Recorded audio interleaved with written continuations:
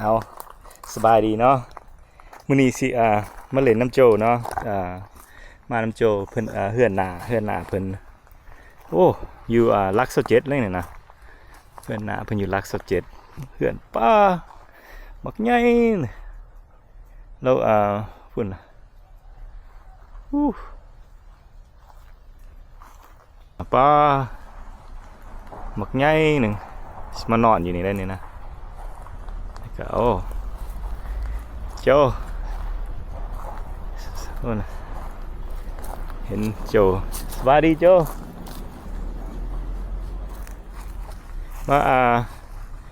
มาโซ่ในติ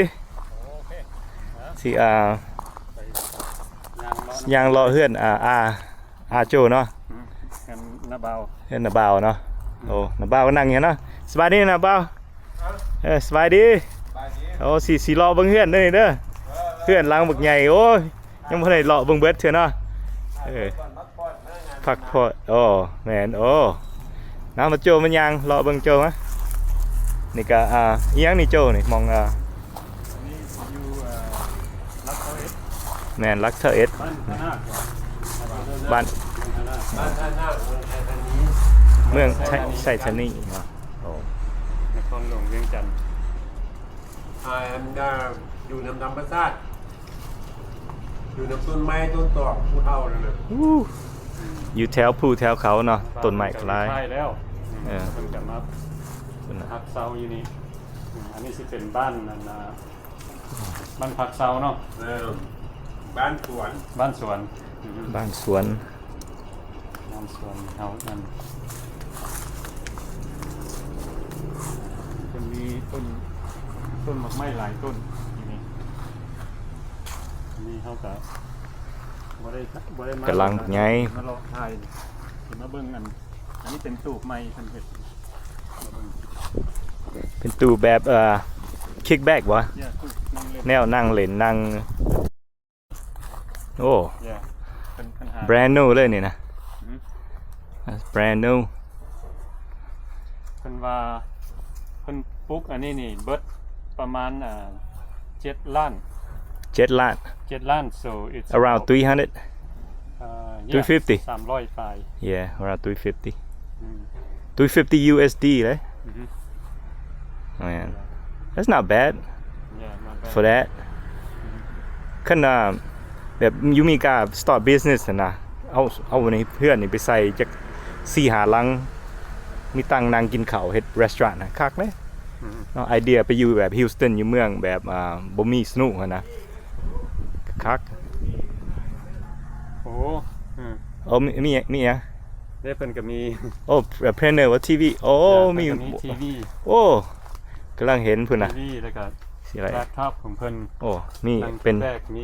แบบคิกแบ็กเลยเบิ่งนี่สิเขาโอ้ยสิเขาไปในเบิ่งมีทอดทีวีโอ้เป็นคิกแบ็กอีหลีเด้อนี่เด้อมีโทรทัศน์มีคอมพิวเตอร์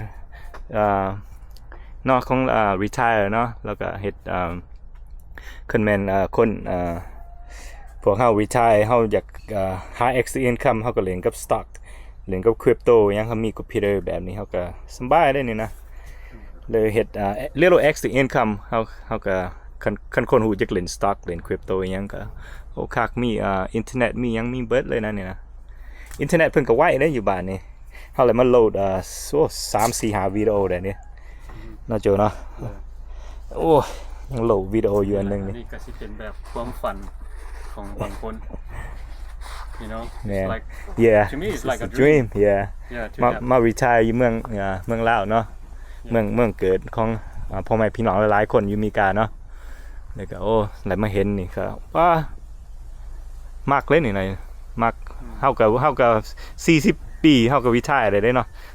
แม่นบ่เจอก็คือก็มา retire บ่นี่นะคือเขาส่งมาวิทายบ่นี่นะคือว่าไอ้รัดว่าคือว่าโชคดีแท้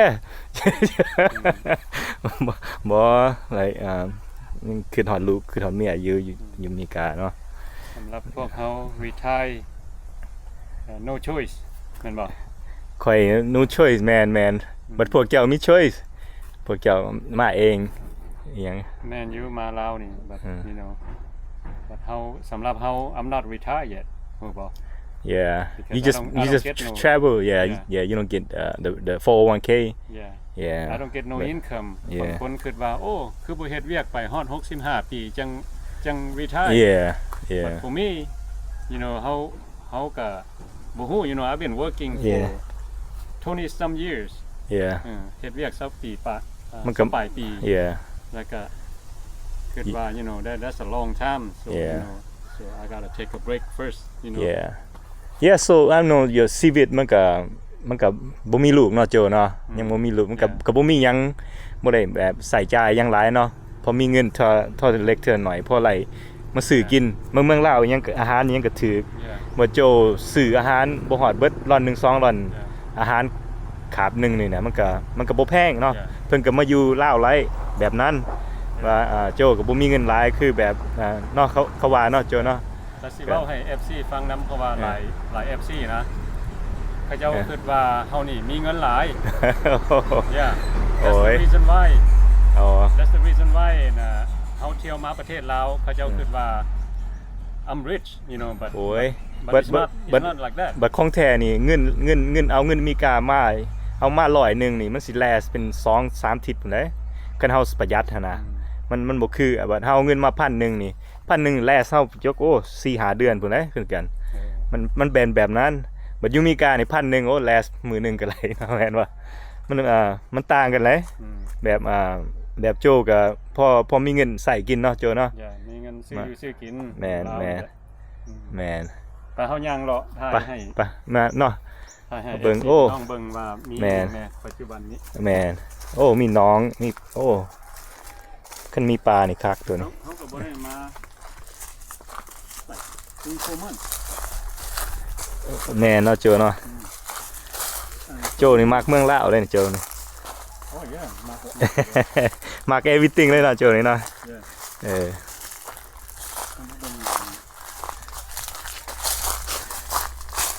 You know what they call this in Laos? I see มักis it มักขาม is it No บ่แม่นมักขามมัก ละมุด มักละมุด อืม how you eat กินจังไดตาเนี่ย เขาบ้านมันสุกมันสีอ่อน โอ้ได้กินทั้งในมัน เขาบีกินทั้งในอย่า โอ้ยังบ่เคยกินได้นี่นะ I don't think I haven't eaten before แล้วนี่ก็ต้นมักต้องอันนี้นะ หมักต้องโอ้ตำหมักต้องกินได้นี่เนาะ อืม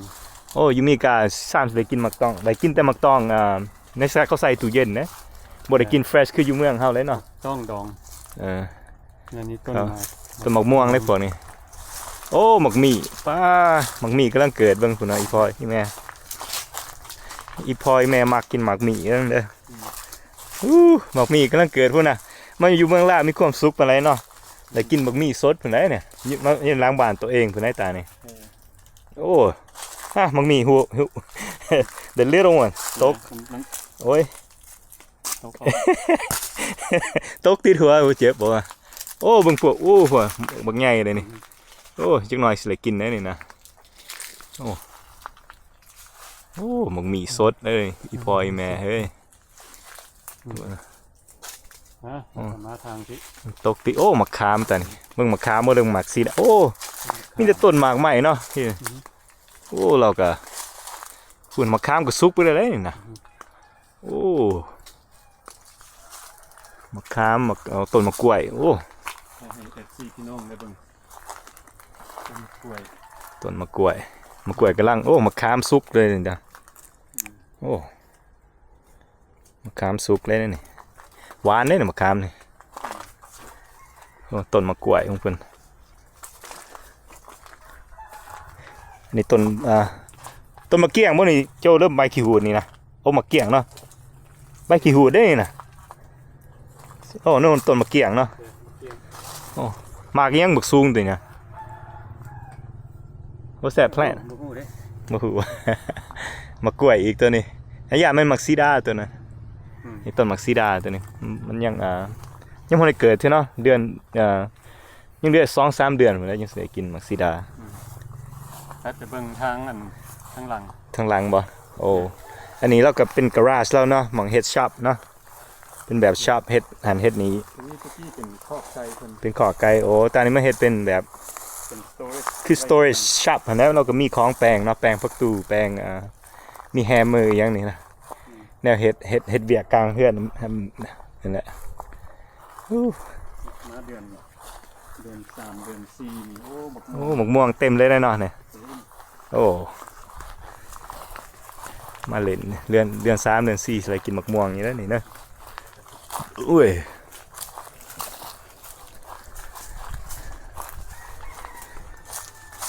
ต้นหมกม่วงต้นหมก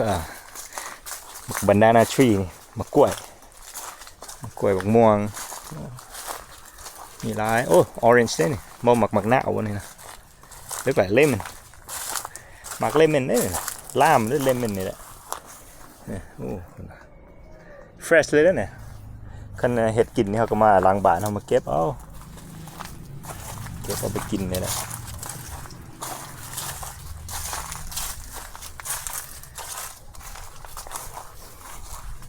ต้นมะม่วงหน่อย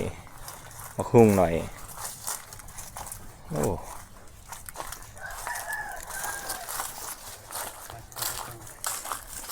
มาเราโอ้ยังมีหลายหม่องอยู่โจเขายังบ่ได้เคยเอายังบ่ได้เข้ามาเถื่อนได้นะโอ้หม่องไก่หม่องอีหยังเนาะโอ้ มือให้มา อันใดมันสิเป็นไล่ไก่นะให้คอยไปก่อนจับมันโอเคน่าอยู่เกินโอ้หม่องของไก่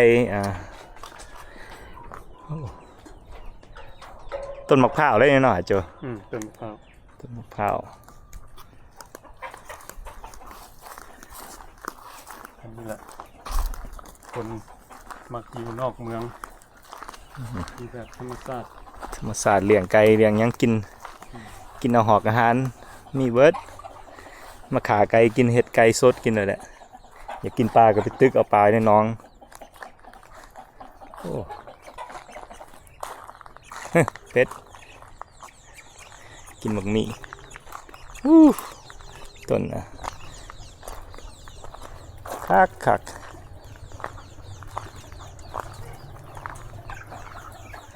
มีไก่มีเป็ดแล้วก็มาเบิ่งน้องปลาตอนนี้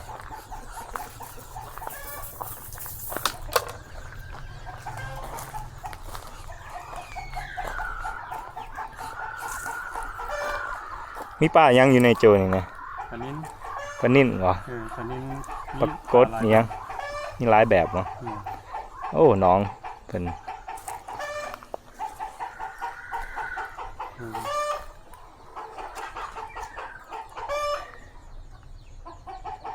โอ้ถ้ามาตึกเนาะโจเนาะถ้ามีเวลา นี่แหละอยู่ประเทศลาวอันนี้ก็สิเป็นแบบความฝันของบางคน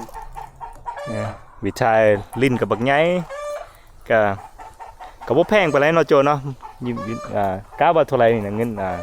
งินมีกาเฮานี่นะสึกสิมาซื้อดินแบบนี้นะ นอกเมืองนี่ก็บ่แพงปานใด you can buy คันออกไปนอกนี่ you can buy a house and land for around maybe it's just like your place เท่าไหร่ Yeah 20k I could ask for 15k ประมาณมงส yeah บาย30 and มันก็ just around มันก็บ่ใหญ่ปานไรเนาะมันก็บ่ใหญ่เท่านี้เนาะเท่านี้มันก็ใหญ่ probably good 50k for the land มาวิทัยเมืองลาวนี่โอ้มาเลี้ยงเป็ดเลี้ยงไก่กินไข่กินหยังสดเลยแหละนี่โอ้ปลูกต้นหมากไม้หมากคามหมากโอ้มีหลาย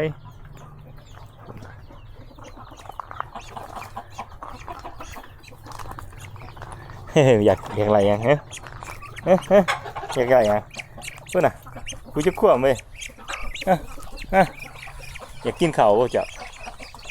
อยากกินข้าวเลยเพื่อนIs they hungry? They look like they're hungry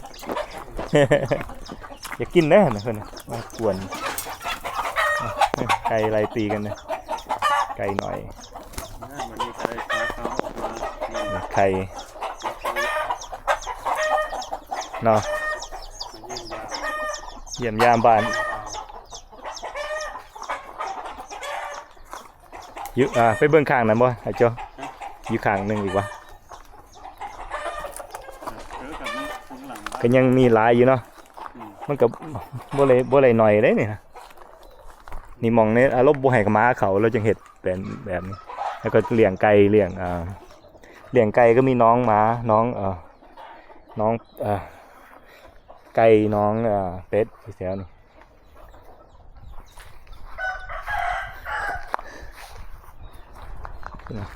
ต้นพานทรี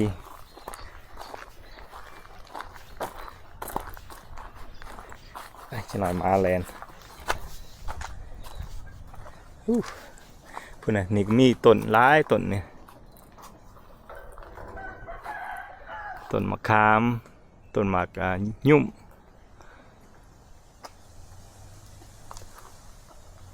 หลายเนาะ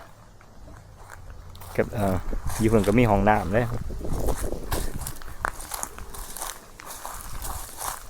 ห้องน้ำแถวห้องน้ำอยู่นอกห้องน้ำอยู่ในก็มีอยู่นอก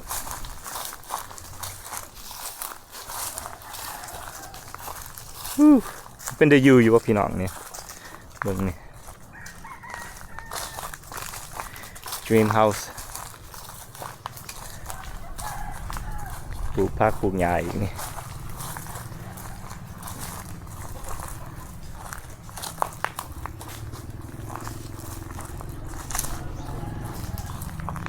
เพื่อน2 สันพุ่นน่ะบักใหญ่นึงบ่ได้น้อยแล้วก็สร้างเองแล้วปลูกเองแล้ว like 3 bedroom outside 3 bedroom โอ้3ห้องน้ำพุ่นนะของ for gas ได้นี่ถ้ามีแก๊สมาเลยมี3ห้องน้ำอยู่นอกอาจารย์ นี่เป็นมากน้อย โอ้หมกมีอีกจานนี่ว้าวแค่3 restroom อยู่พวกเฮามักมีห้องน้ำหลายขนาดมีหมู่มานั่งกินเบียร์เล่นน้ำกันนี่ก็จะเข้าห้องน้ำเหมือนกันเราก็มี3ห้องน้ำให้เขาเลยแหละนี่หมกมีนี่กำลั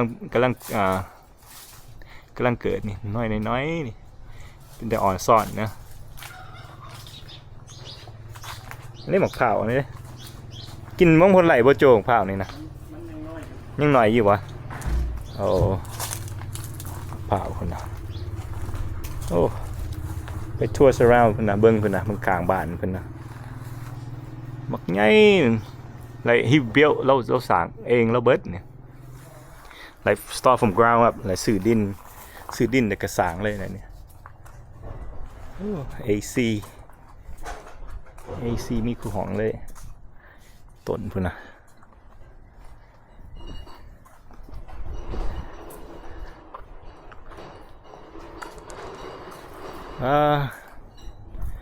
หลอกไม้สีแดงสวยจริงๆเว้ยโอ้หมากกันกินกันไรได้เนี่ยหมากนี่ยังเขาเอิญนี่นะกินไรอยู่ที่นี่หมากมะขามอันนั้นนะมะขามแม่นบ่มะขามมันสมดิเนาะหมากเบิ่งน้ำลายเฮ้ยได้ตาเนี่ย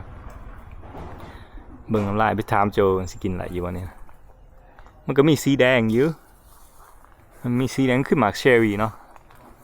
คือหมากเชอร์รี่ให้สิถามโจสิกินอะไรอยู่วะเนี่ยกินอะไรสิเบิ่งนี่เข้ามามีแต่ต้นมะม่วงเลยนี่เด้อมากินมะม่วงกินเจลนี่โอ้ยังเหลืออีก 2-3 เดือนน่าสิได้กินมะม่วงนี่นะมะม่วงสิเกิดเนี่ย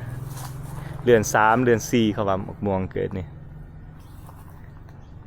โอ้ต้น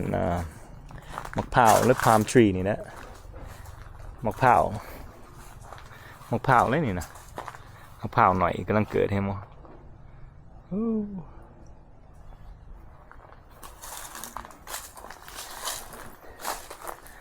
ต้นมะพร้าวอีกต้น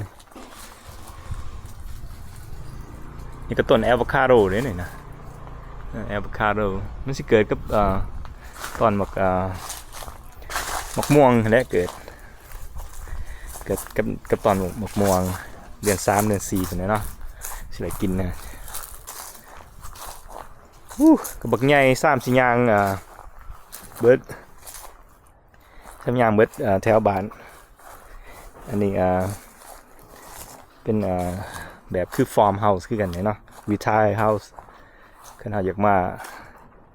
าสร้างอยู่หอมเงินหลายๆเลยพ่อแม่พี่น้องอเมริกานี่ก็มาสร้างเฮือนมาสร้างเฮือนอยู่เมืองลาวนี่มันก็สิบ่นี่อยู่พุ่นก็เป็น$1 million house พุ่นเด้อยู่พุ่นนะบ่อยู่นี่บ่ฮอดดอกmillion dollar นี่นะอยู่นี่ก็ว่าบ่ฮอด200,000ดอก I don't think บ่ฮอดนั่นดอกคันมาสร้างมีโฮมเงินมีวาง 200,000 you could build this house right here it's like in a state a $1 million house right here เบิ่งพุ่นนะมันก็บ่ได้น้อยดินก็บักใหญ่จังนะนี่ก็เป็นมองเฮือนครัวมองเขากินข้าวกันlike a little kitchen outside cause in Laos they do kitchen outside kitchen อยู่นอกเนาะโอ้ย่างจนเมื่อยได้นี่นะเฮาคือเมื่อยไว้เถอะเนาะที่อันนี้แต่ exercise ตอนนี้โอเคคือสังก็ขอบคุณเด้อพ่อแม่พี่น้องที่ตามเฮามาเนาะนี่สไลด์มาทัวร์เบิ่งเฮือนหน้าโจเนาะพามาเล่นมานอนน้ำมาเที่ยวเฮาก็มาเล่นน้ำโจเพราะอะไรเฮียนเฮ็ด YouTube อีหยังเฮ็ดน้ำเราหั่นแหละเราก็สอนเนาะโอเคก็thanks everybody for following เฮาเนาะแล้วก็ขอบคุณพ่อแม่พี่น้องที่ตามกันหน่อยเนาะFC หลายๆเนาะแต่ก็เจอกันใหม่เด้อวิดีโอใหม่เนาะเฮาก็ไปทัวร์เบิ่งเบิดเลยโอ้คักเอาเจอกันใหม่เด้อ